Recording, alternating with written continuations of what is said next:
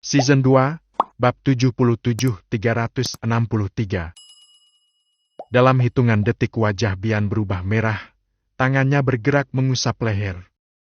Memperhatikan melalui pantulan cermin. Bagaimana bisa ia tidak menyadari ada tanda merah di sana?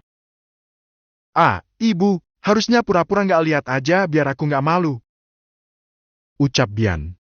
Akan tetapi, Wulan malah kembali tertawa sambil menyisir rambutnya. Kok malu sama ibu sendiri? Biar sama ibu sendiri tetap aja malu kedapatan ada bekasnya. Mas Erlan, sih. Nggak apa-apa, sayang. Wajar pengantin baru masih hangat-hangatnya, apalagi pernah pisah 4 tahun. Bian membalikkan tubuhnya memeluk ibu yang merawatnya saat kecil.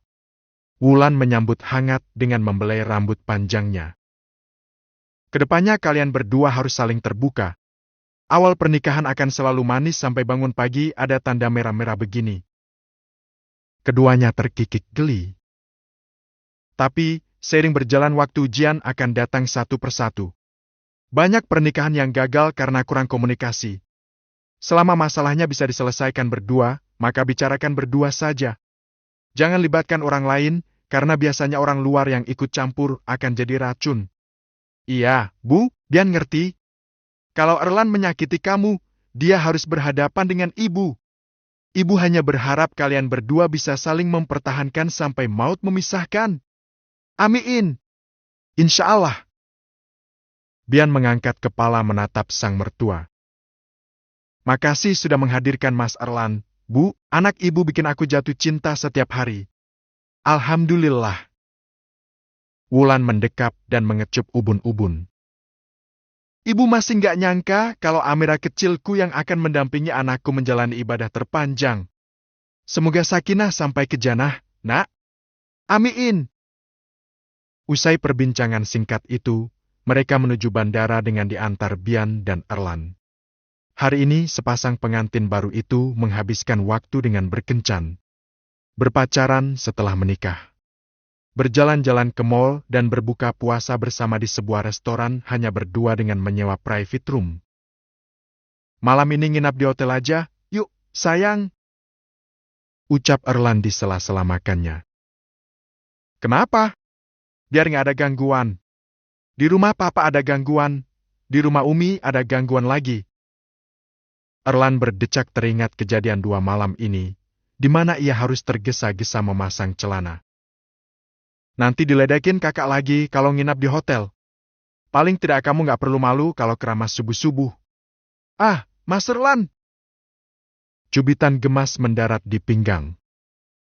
Aku masih malu tanda merahnya kedapatan ibu tadi. Erlan terkekeh, lalu menyuapkan potongan daging ke mulut. Maaf, Bi. Lain kali aku akan buat di tempat yang nggak kelihatan. Dasar!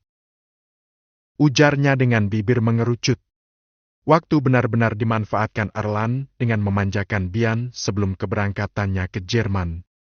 Sebenarnya, ia bisa saja membawa Bian ikut bersamanya. Namun, memikirkan dirinya yang akan lebih banyak waktu di luar, ia memilih untuk berangkat sendiri. Beberapa hari kemudian, hari keberangkatan Vio keluar kota untuk acara amal akhirnya tiba. Riana melepas kepergian putrinya dengan berat hati. Mimpi beberapa hari lalu masih menghantui pikiran, membuatnya terbangun di larut malam dan memanjatkan doa keselamatan untuk putrinya. Berharap setiap doa yang ia langitkan cukup untuk melindungi Vio dari segala bahaya. Satu-satunya alasan ia mengizinkan kepergian putrinya hanya karena Raffi ikut dalam rombongan mereka. Setidaknya, keberadaan Raffi cukup membuatnya tenang. Riana telah meminta Raffi secara langsung untuk menjaga Vio selama berada di luar kota. Pun dengan Vio yang selalu diminta waspada dan tidak sembarangan berkumpul dengan lawan jenis. Pagi itu, mobil yang dikemudikan Gali berhenti di halaman kampus. Suasana sudah tampak ramai oleh mahasiswa yang berdatangan dan bergantian naik ke bus. Hati-hati, nak. Kalau ada apa-apa langsung kabari ayah, ya? Ucap Galih, lalu mengecup kening putrinya. Insya Allah, ayah. Ingat pesan ayah, jangan dekat-dekat sama laki-laki, kecuali Raffi. Vio terkekeh. Kenapa cuma boleh dekat sama Kak Raffi? Karena hanya Raffi yang tahu batasan. Raffi juga bisa menjaga kamu. Jawab Galih menatap putrinya. Iya, iya. Vio mencium punggung tangan sang ayah. Vio berangkat, ayah. Assalamualaikum. Waalaikumsalam, anakku. Jaga diri, ya. Vio segera beranjak menuju sebuah bus. Galih masih menatap hingga putrinya naik ke salah satu bus yang berjejer. Ia membeku. Benar kata Riana, berat rasanya melepas putri mereka berangkat keluar kota. Assalamualaikum, Om. Sapaan seorang lelaki membuyarkan lamunan Galih. Waalaikumsalam. Raf? Mau berangkat juga? Iya, Om. Galih menepuk bahu lelaki itu. Titip Vio, ya, nak. Tolong sekalian diawasi. Insya Allah. Oh, ya, kabarnya ayah kamu akan bebas, ya? Raffi mengangguk ragu, senyum di bibirnya mendadak sirna. Iya, Om, bulan depan. Tidak apa-apa, nak. Kita doakan saja semoga dia sudah menyadari semua kesalahannya. Tetaplah berbakti kepadanya, bagaimanapun juga dia ayahmu. Raffi hanya mengangguk dengan wajah datarnya.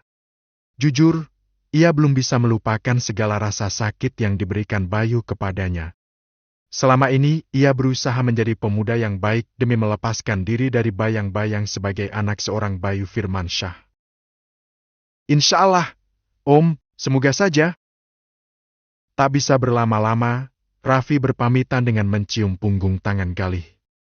Galih dapat bernapas lega karena Raffi menumpang bus yang sama dengan Vio. Setidaknya, akan ada ornak terpercaya yang menjaga putrinya.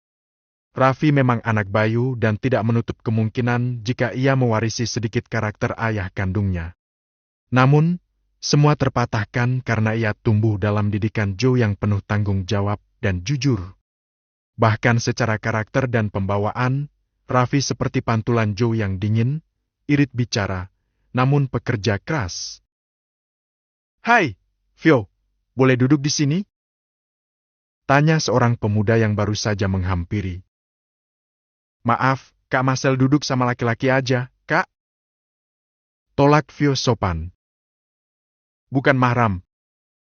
Padahal cuma duduk sebelahan, nggak sentuhan. Kilah pemuda itu tetap kekeh.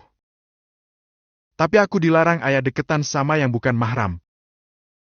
Marcel, kakak senior itu mendengkus. Jika sebagian besar mahasiswi mendekatinya sebab ia adalah salah satu mahasiswa populer, justru berbeda dengan Vio yang malah sengaja menjauh darinya.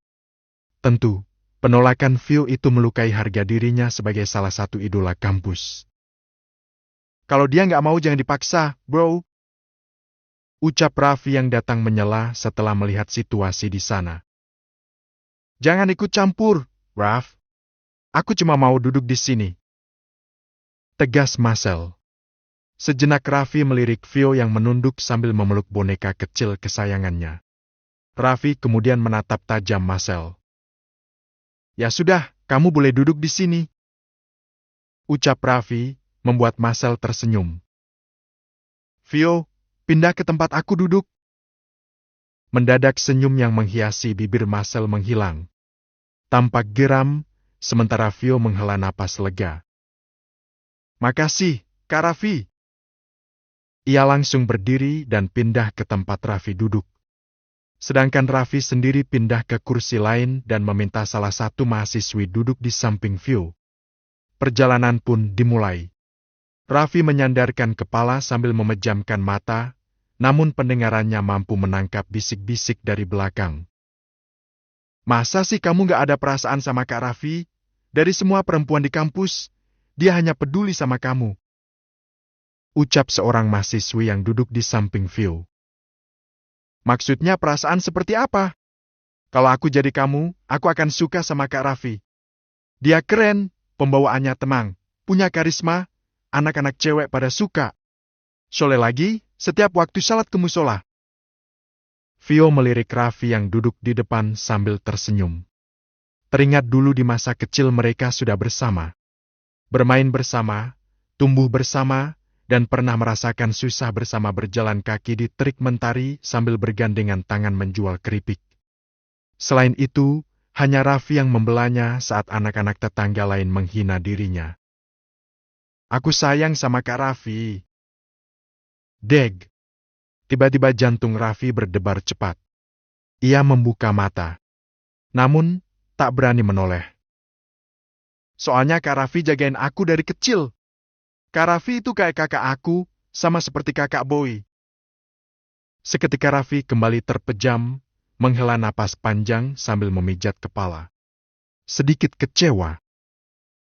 Terus kalau nggak suka sama Kak Raffi, kamu sukanya sama siapa? Apa orang yang ngasih boneka yang kamu peluk itu?